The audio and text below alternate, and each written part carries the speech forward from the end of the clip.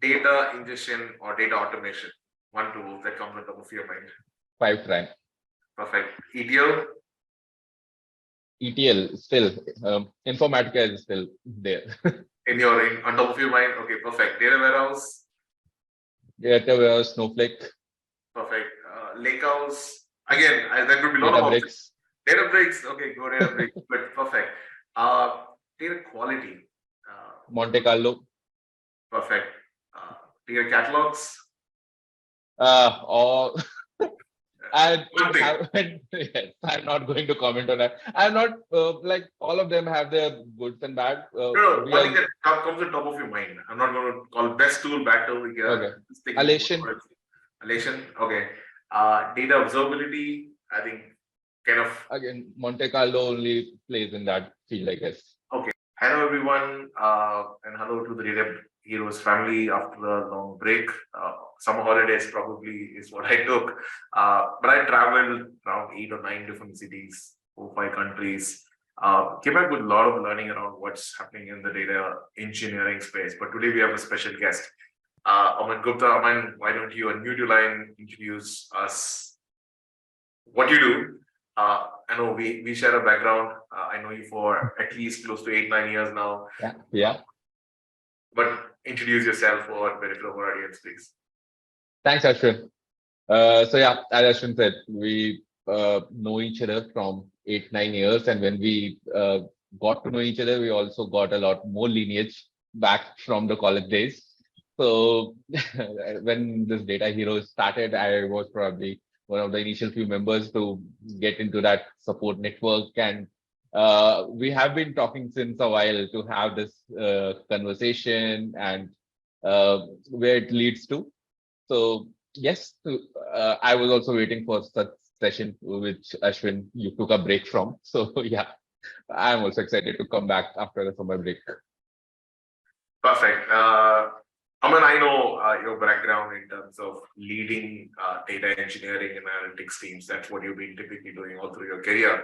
And in all of that, right? So you especially focus on data engineering. How do you see this space picking up? And every once in a while, obviously, as we all go through innovation, what are top 1 or 2 things that stand out of your mind in terms of where you see a lot of innovation is happening in our space? Yes, Ashwin. So yeah, I should have introduced with that background. Thanks for sharing that. So yeah, I have been in the data engineering space. We started off from ETL and then BI, AI, all of it in last 13-14 years. Currently, I am leading a team of data engineers in Akamai, and we handle a lot of pipelines. We have close to around 2,000 or 3,000 pipelines every day. It keeps growing, and this has been the model in the industry for quite some time. Initially, there were a few sources like EBS, CBIL, you have your ERM system, then Salesforce came along. So people were content that you have 5 different sources, you have one good data warehouse, and now the whole of the new stuff used to happen on the dashboarding side. That now you have to do about forecasting, what about the revenues, how can we join the revenue with the customer success metrics or something like that. But the sources used to remain limited.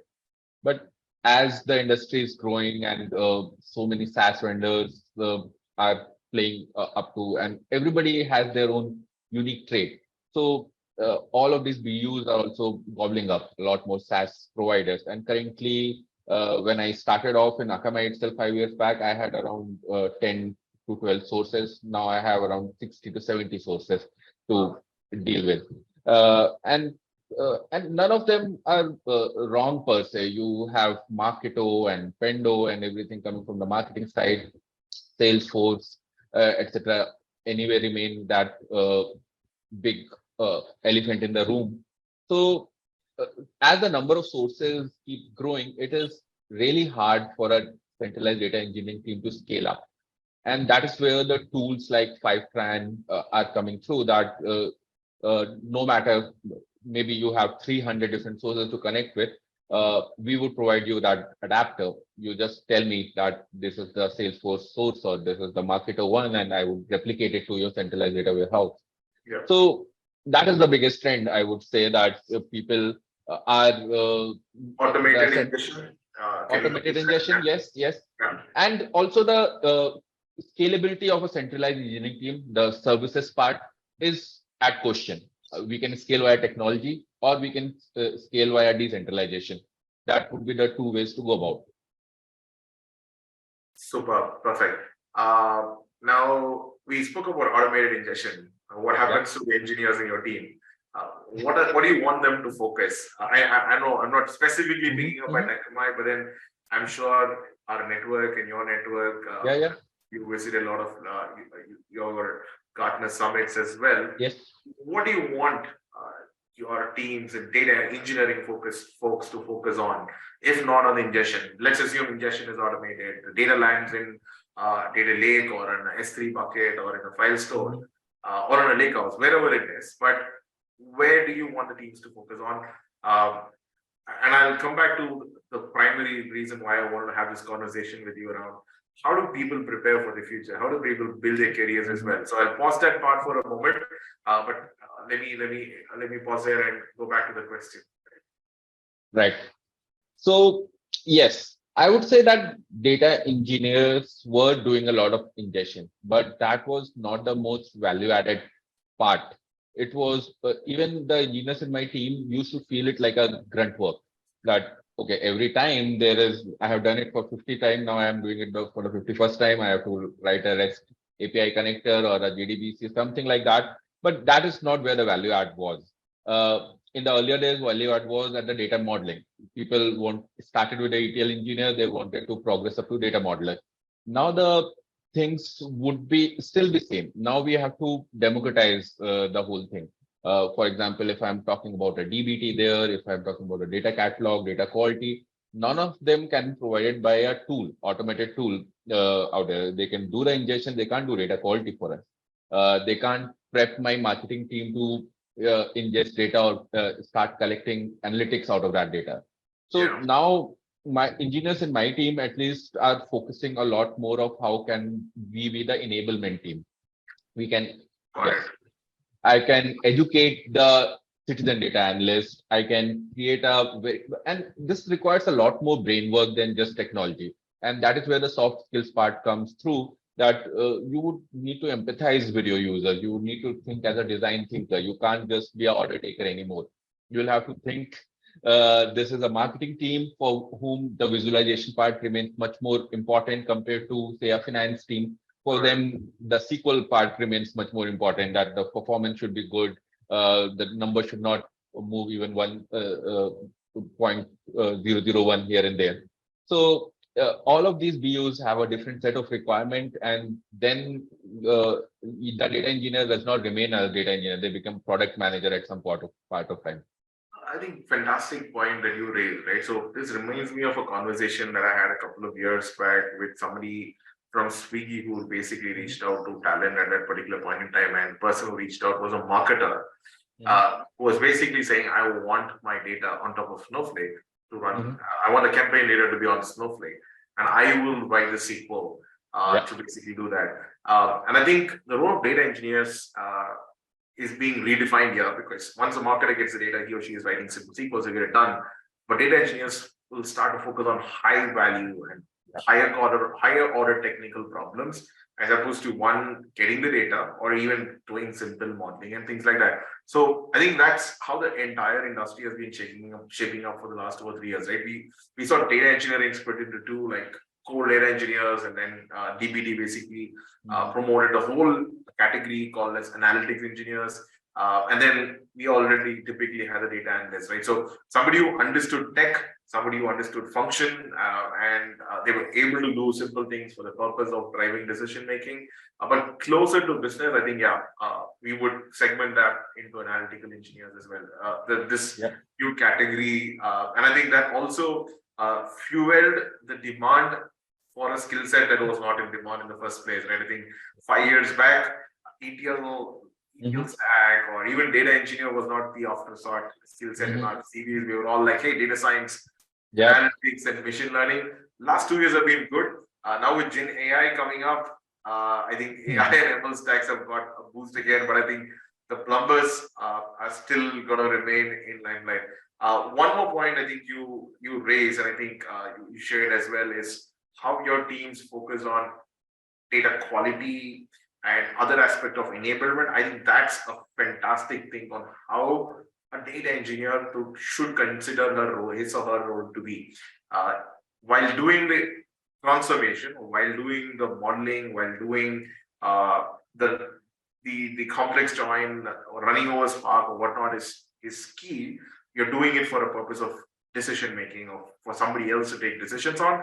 I think aligning with that vision, I think that's essentially what you drive about enablement, enabling your business users, enabling your functional users to be successful in what they do. I think that's a problem that not many people think of, Aman. So I think I would call that as a highlight. Probably we should highlight that in our videos as well in terms of this is missing in organizations. And that's probably a reason why data engineers are always sort of as a backward facing team or back office, and not the guys who are basically driving things, right? So while a data science or a ML folk is basically saying, hey, I'm driving the churn model, I'm very close to business.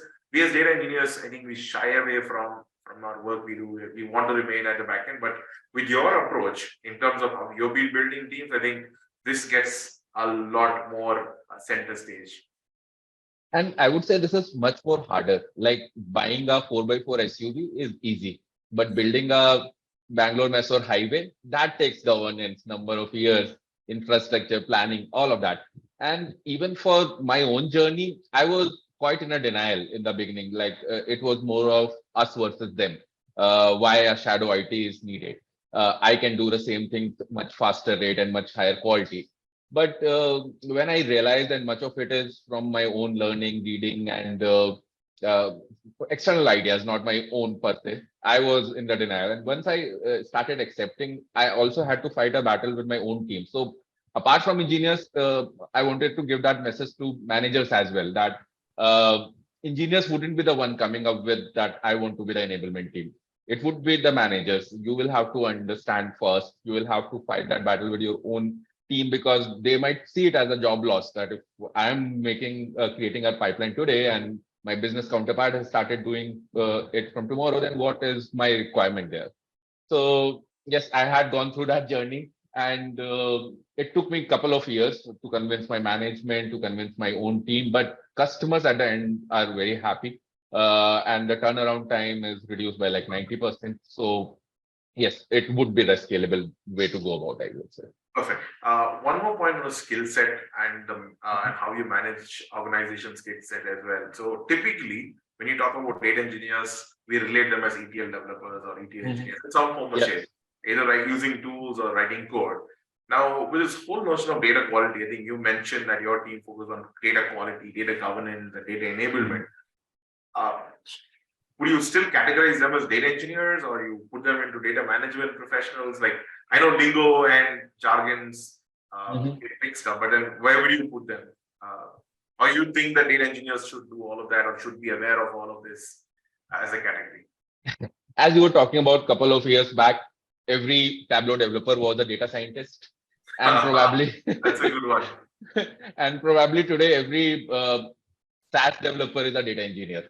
So the one which is the hottest is the title you would want to go behind with, but the work remains same. You would have to get data and the insights to the user. Quality differs. Somebody just provides data, somebody provides insights. The person who is providing insight is much more valuable in the dollar chain. So coming back to your question, if I have to talk about that, the skill set which remains, Python, Rust, all of that, Scala, we have seen things coming and going. But when the abstraction comes in, for example, in the DBT case, people still go back to the SQL format, or even Databricks, Snowflake, all of them, whatever be the underlying engine, people, the abstraction layer, where the logic is being written is SQL. And that, I would say, has become the English language in the data engineering world. My customer understands that, my sources understand that, my BI engineer understand, data scientist, everybody understands SQL. So that remains the very fundamental thing to be very solid with, and not just at a joining, left join, right join. You would also have to go to analytical functions and much Okay. deeper at that.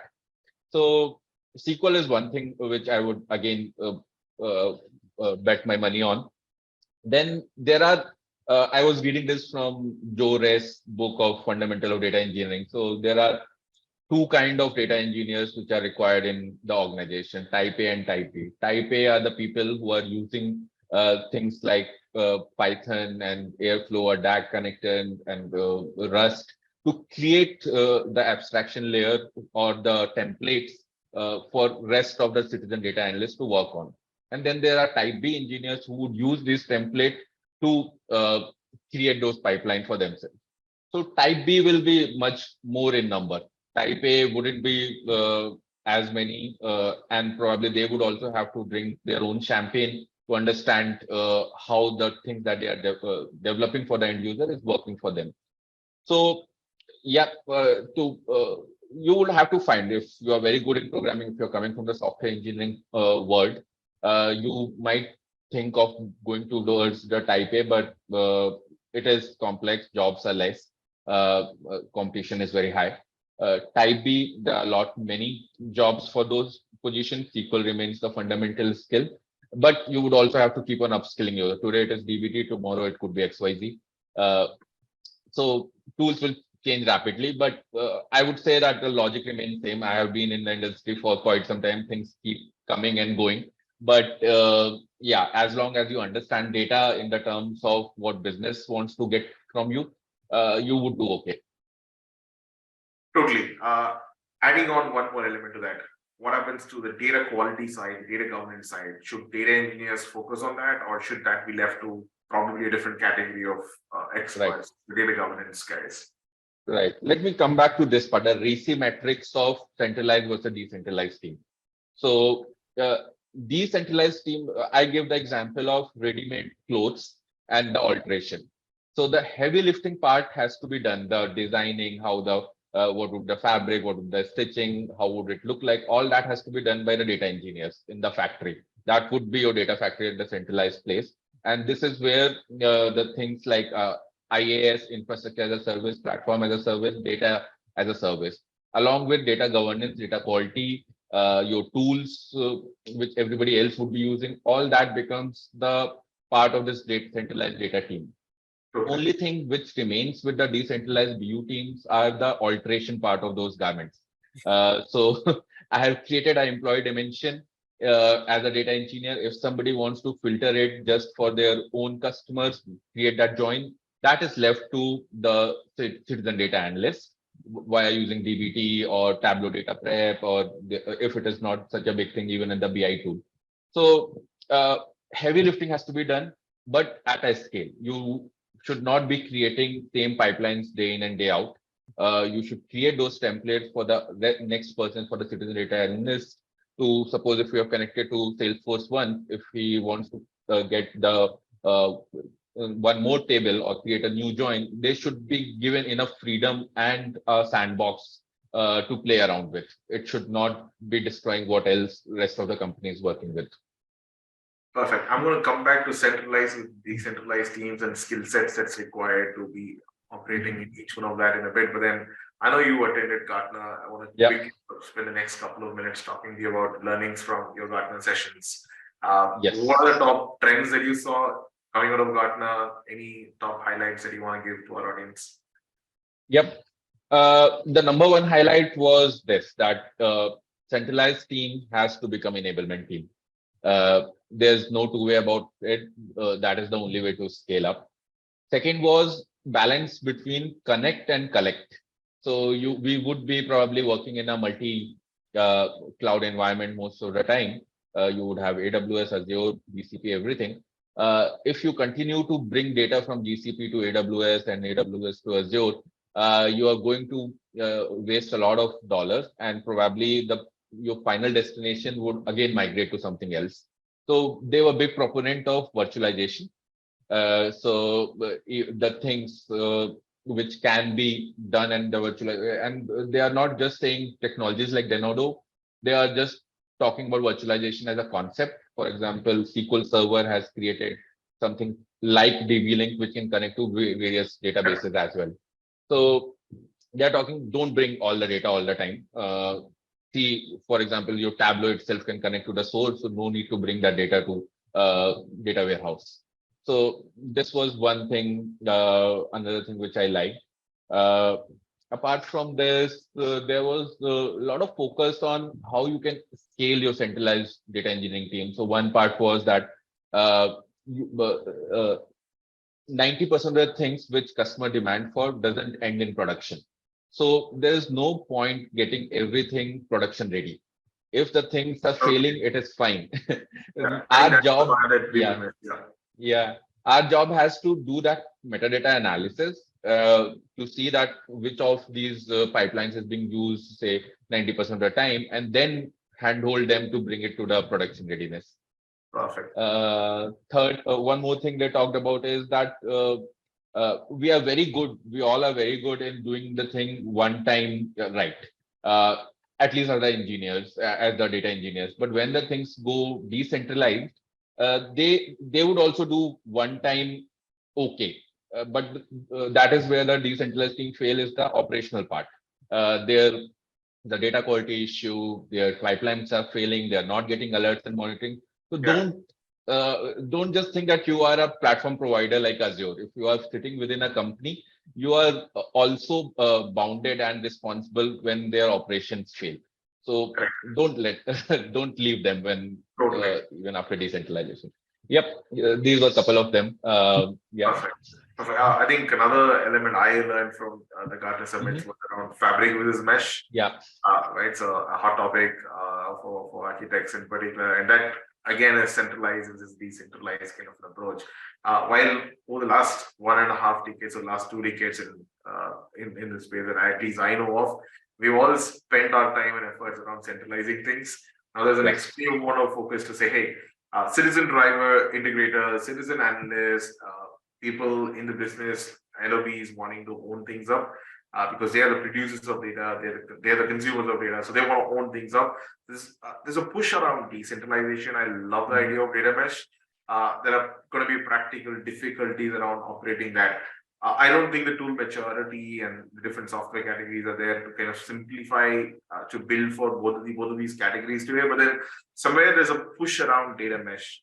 I'm sure you're also observing that in space mesh products and giving domain teams control around what they produce. And then the whole notion of tech stack comes in, right? Tech stack, skill set. I think the problem will be people in all of it, right? So in a centralized team, you can have somebody who's good at Python, then scale up and then say, hey, I'll write something on that's on PySpark to compute that. But in a domain team, how would you bring that skill set, right? So any thoughts on that? How should these teams be structured? And then we'll go to the career and the skill set metrics part, because that's what the core notion of this contract or this conversation is all about. Right. So I have been following data mesh in Zamag mentioned 2019 or something. And it was quite a radical concept, but something which have worked for us out of that, she says a lot of things, virtualization and decentralization and data products, everything. Something which has worked for us, Akamai being a little bit more traditional, we have had a data enterprise data warehouse in 1999. Since the beginning of that stuff. So we already had all of this stuff, but something which helped me push around my stakeholder was the concept of data product owner. Currently, the source was there was the ETL itself contains a term extract. So we were going within the EBS system, extracting their system tables, and then transforming it to something which can be done by our insight. So sources, the change management was tough. Sources were completely disillusioned with what the business needs as the insights. So they also did not pay so much value to what the insights or what the centralized data engineering team is doing. So we were able to push a lot with this aspect that I am not going to touch your system. So you won't have to take permission from me during the change management. You provide an interface where you would publish that these are my these are my data product for insights.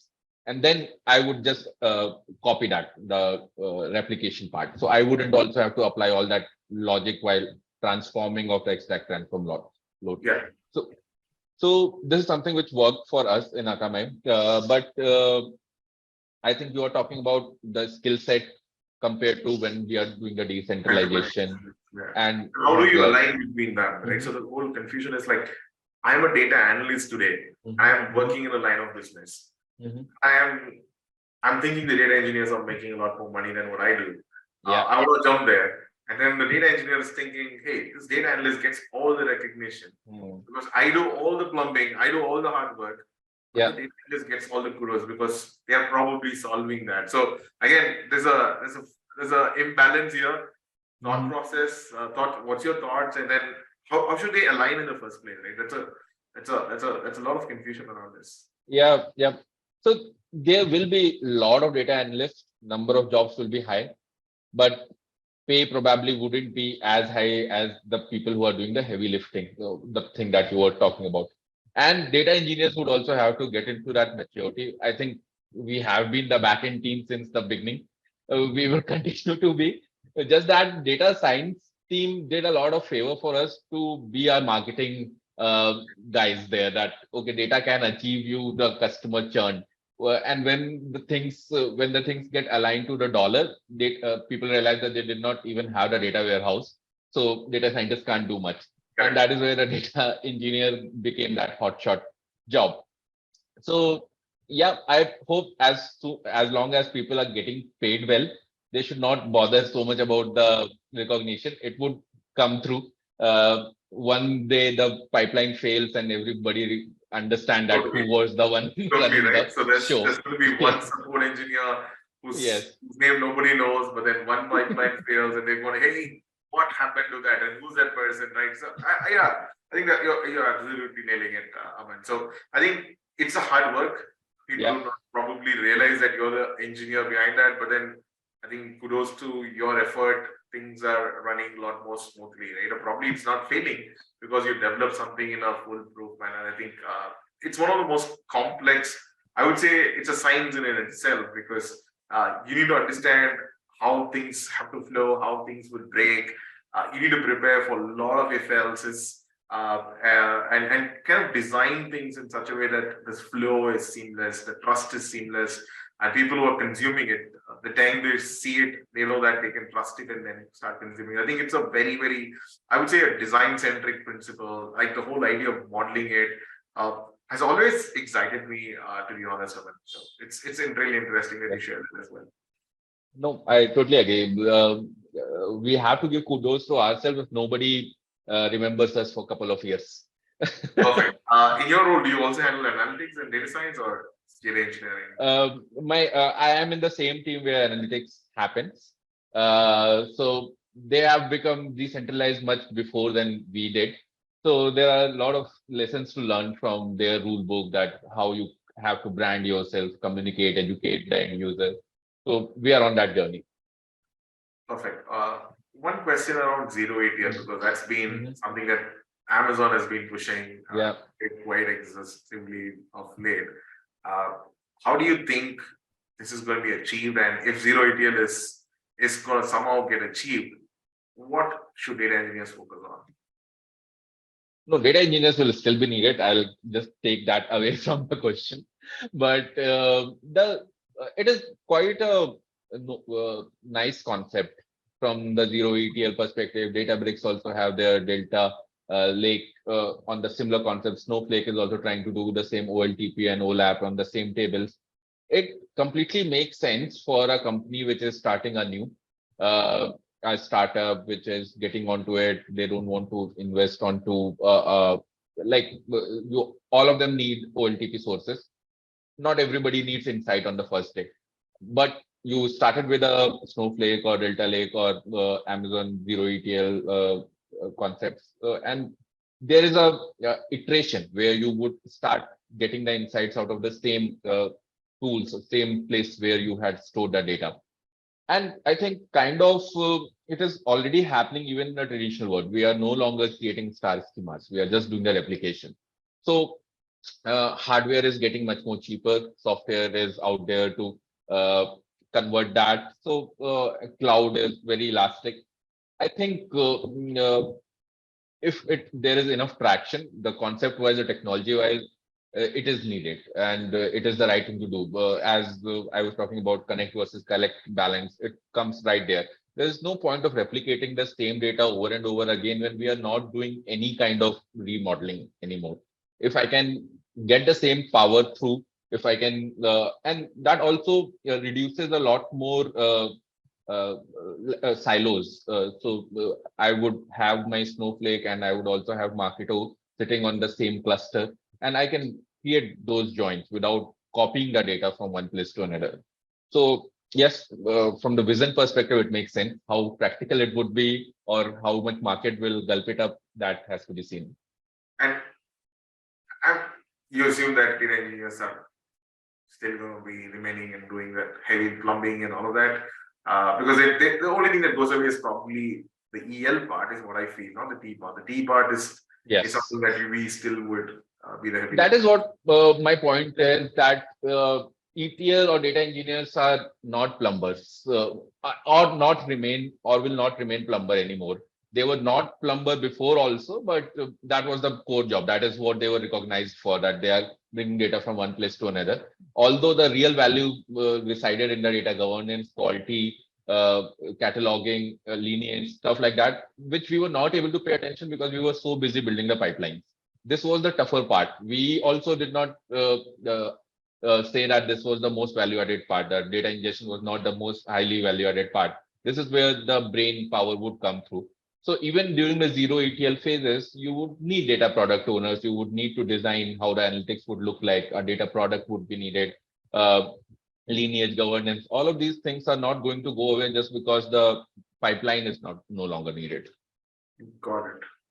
Perfect. Now let's come back to skill sets in terms of what would people need to do.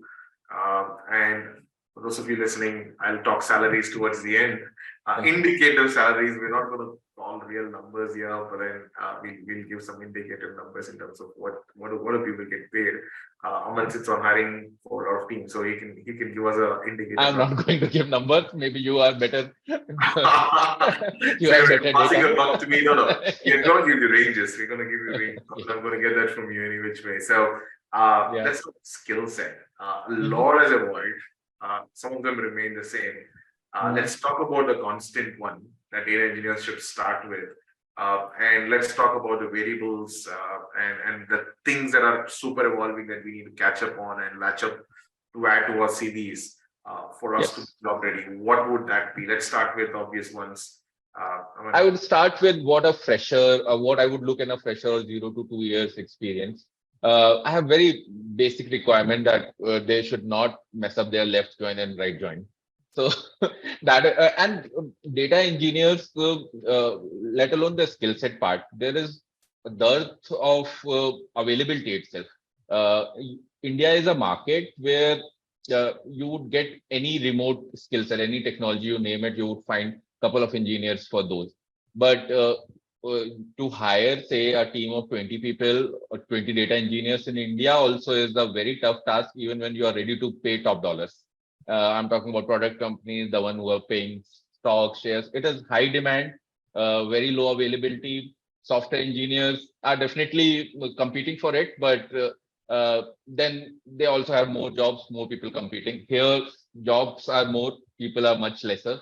So yes, people who are listening out there, if you're looking for a good career to reach out to go. Reach out. Yes, do reach out to me. I would be hiring in future as well.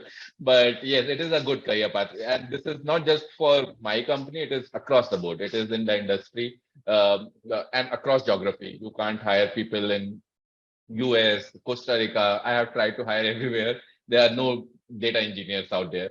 So that is why the requirements are really basic for me, that they should know one programming language, Python / Java / C++.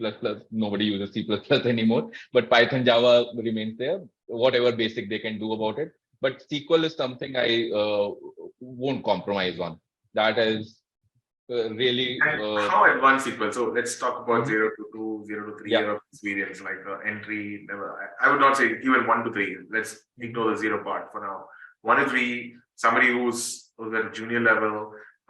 How advanced should their SQL sets be? So should they be good on joins you mentioned, but then should they go to the level of analytical functions, winnowing functions? So that level, what level would you expect in them? Yeah, analytical function is something which would be bonus, not looking for that. But things like joins comes at the basic. And then Query there are plans, things, query yeah, plans. yeah. Are they writing effective query? They are not just the query plans is not bumming up for the. But to be honest, I have not reached even till that level. If people can write second highest salary query, I'm happy. So if you're listening to this call, if you can write that, reach out to Aman. I know he's hiring very soon. So yeah, perfect. So Yes, yes, yes. I'm truly and just to get this I agree second with highest Aman. salary. Aman, before Mhm, you go, I agree with you mhm. because it's sometimes very easier to write that query, but then to understand why you're writing Yeah, it and yeah, understand and justify why you're doing what you're doing is a skill. It's an art. It's a science. yes, yes. Right? That's a very hard skill set, and I totally agree with Aman. While it may sound very simple, very easy to do that on paper, listening to this call, saying like, anybody can do it. When it Mhm. comes to on the ground, you should understand why you're joining the customer table with order details and not order Yes, header, and the order of that join. Why you're joining one with table A, with table B, with table C, is all a business outcome, right? So there's a yeah, reason why you do that. There's a reason you don't do that. I think it's a really a holistic skill set here that Aman is trying to say that yeah, it's yeah. equal, but then it's really hard to have the data engineering footprint with SQL expertise and all that. Totally Yeah. agree. Yeah. And you can't just mug it up. There are a lot of cases where people say about that data structures and all. There are algorithm out there, geek for geeks. You mug it up the top 10 and you pass through major interviews. But in SQL, it doesn't happen. The way the moment I guess that you are bluffing around, I would change the question or just change the column itself. Uh, People falter there. So Right. yeah, SQL and Python is something which I go for 1 to 3 years. The things which are needed apart from this would be scripting in some sort in, let's say, Unix level, or they can cron scheduler, they can use Airflow DAG. These are the substitute skills which I don't interview on, but they are needed on day-to-day basis on the job. Got it. And let's say for your hiring, so I know Mhm. can reach out to you, but then there's going to be a recruiter Yeah. before for you. What are the skills that they are looking for, or what are you advising your recruiters, particularly around 1 to 3, and then I'll quickly transition to the 3 to 8 experience, which is where the heavy lifting happens. Yeah. You mentioned Airflow, you mentioned a bit of scripting, SQL, Python. Anything else to be added here, or this is largely enough if you're starting off with less than 3 Yeah. years experience? This is good. If you are good in even two of these, SQL and Python, you are going to be a rock star developer, at least for my team or fresher level. To what I am looking for while filtering the resume, probably that is what your question is in Yes. the written aspect. What? So, as I was saying in the beginning, now everybody is data engineer. The way Tableau people were data scientists, now everybody is data engineer. So very hard to filter Now the it's Gen things. AI, generative AI led data engineers. So even the CVs are Gen AI. Even before generative AI, CV was full of bluff. So after generative AI, it would be much harder to filter down. We'll filter Uh, this. We'll filter this. Aman is getting too honest with us. yes. So from the filtering aspect, there is one part that people talk a lot about in the data migration space that I think is happening a lot in the services industry, where people are moving from on-prem to uh, cloud or one cloud to another. I don't get that kind of experience when I have seen only migration kind of projects on somebody's resume. Perfect. And any databases that you would want people to have it on their CV and something that they can pick up because there are trial editions or open learning platforms available. Would you add some databases or data lakes to their to-do list in terms of having it on your CV? Particularly databases or any technologies? Anything, databases, data warehouses, whatever it is. Anything that you would recommend that people mandatorily do it. So Informatica and Oracle has been that gold standard since the beginning. I don't care about if it is particularly Informatica or Oracle, but any any tool, Python would also do. But you talk about that you have done the transformation or you have created a data warehouse. Don't just copy paste data from one place to another. I should understand that you were solving for a business problem. From just the keyword perspective, Oracle, Informatica, Teradata, these would be the on-prem one. Then Redshift comes through, and Snowflake, yeah. So yes, the thing with the most latest one is you also find a lot of these MOOC courses for say Snowflake. You wouldn't find a MOOC course for say Teradata. So when people come with MOOC courses, it is good. It is a good place to start with. But when during the interview, the experience level, they haven't faced the real world. So if you have only written the latest technologies, sometimes it feels that there's less experience and more open source learning, which is fine if you have some project experience. But most of the time, in my experience, that MOOC courses has not helped people in the real world scenarios, that how an error would come, how would they do that, handle that.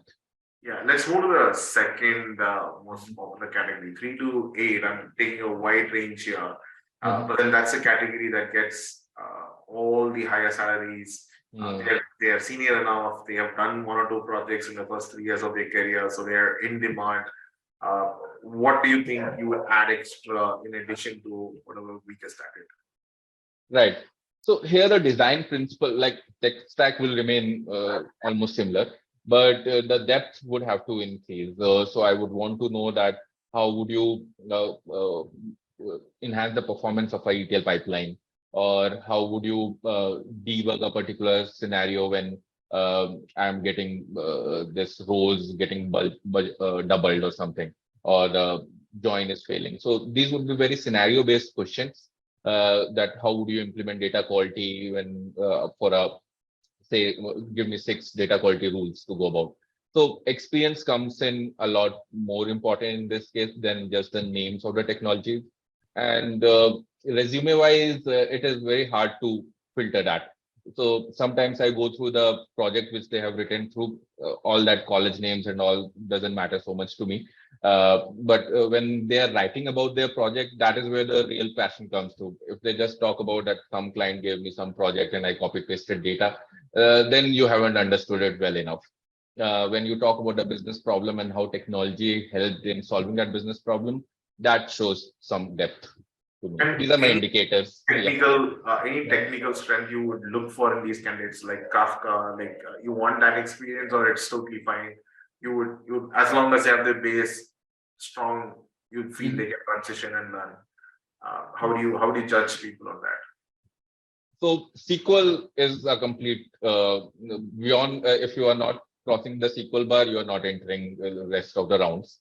But even my 5-6 years in Akamai, all the technologies that I have used in the beginning are no longer there at the end after 5 years in Akamai. So I'm not so particular about the tools per se, as long as the logic is good and you have shown experience, whatever tools that you were using in your company. If you have encountered those problems that you were on operation support, you have taken requirement, you have done data modeling, I think it is just a matter of a couple of weeks to get onboarded on a new technology. Perfect. I think, Aman, you're laying out something that's really important for people to not get scared and not left behind in case you don't get the opportunity to work on latest tech stack. Many times, not many people do not get that. For example, you may hear a lot of noise around DBT, data observability, data contracts, but then the world doesn't revolve around that. A lot of legacy that people work on, Informatica talent still remains as top ETL tools that people do projects on. So don't get left behind. As Aman said, the logic is important. how you work on those tools, what tools you use is less important.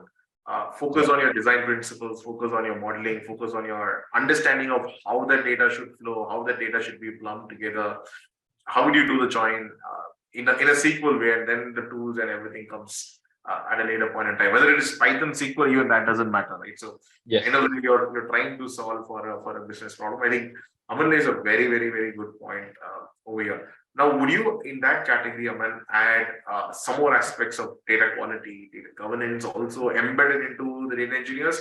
Or you think there are two different teams that data engineers should focus on the heavy lift, and data quality and data governance professionals who are better kept separate? How do you keep those two set of groups? No, I think that is where the focus would go. Like data engineers would not be doing plumbing anymore. They would be doing the data quality and governance a lot more. So that would be a transition. The people who would be lead on this, they would understand that data quality is important and how would I educate my stakeholders to get through this. They would be paid top dollars. So the data quality governance lineage, cataloging, all of that comes under that heavy lifting which the data engineer, the centralized team will have to do, continue to do. And that is probably that a pivot which people have to do, that I'm no longer a plumber, but I would be the enabler. Okay, perfect. Okay, before we kind of close out, Aman, and summarize what we discussed, I'm going to do a rapid fire with you. Right, I'm going to name a category, name one tool that comes on top of your mind. Do not think data ingestion or data automation. One tool that comes on top of your mind. Fivetran. Perfect. ETL. ETL still, Informatica is still there. On top of your mind. Okay, perfect. Data warehouse. Data warehouse, Snowflake. Perfect.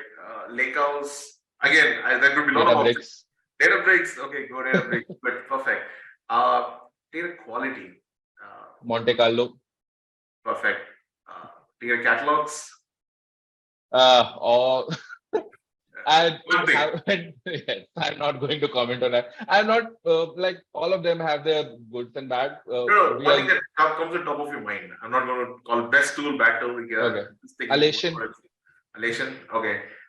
Data observability. I think kind of again Monte Carlo only plays in that field, I guess. Okay. Perfect. Any tools on data testing, data validation that comes on top of your mind? No. Okay. Perfect.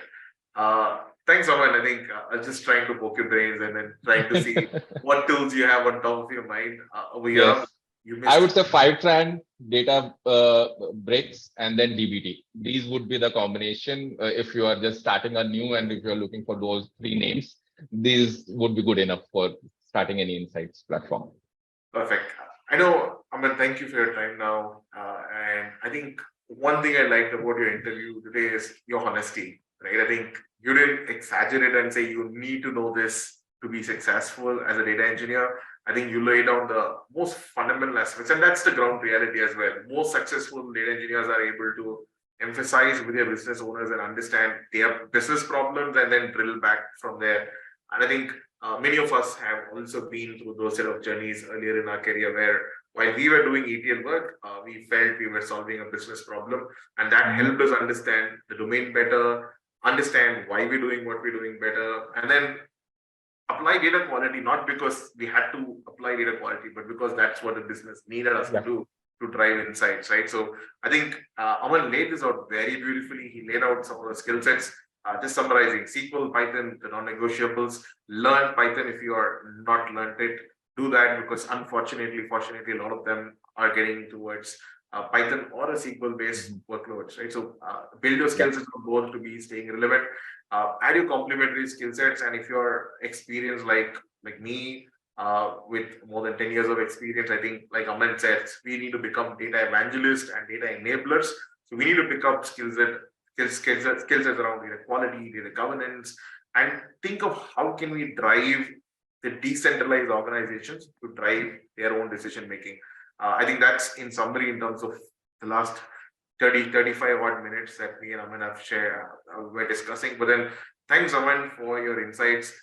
Very candid, very honest, in terms of what you expect and what people should do with no exaggerations. I love your feedback and love your inputs on it. Thank you, Ashwin. Great summary. I could not have summarized it better. Thank you so much for your time. Thank you. Thanks, everyone. Thank you. Bye. And if you have a question for Aman, drop it in the comments. And if you are wanting to get hired by Aman, please reach out to him. He said that only non-negotiables he looks is SQL, Python. If you're 0 to 3, 3 plus, a bit of modeling, bit of skill sets. I'm sure he's hiring a lot of people on a regular basis. Reach out to him on LinkedIn, share a profile with him, and we can, and he will help you from there. Right. Sure, Ashwin. Thanks for the Thanks a lot. Thank you. Bye. Yeah. Have a good day. Bye.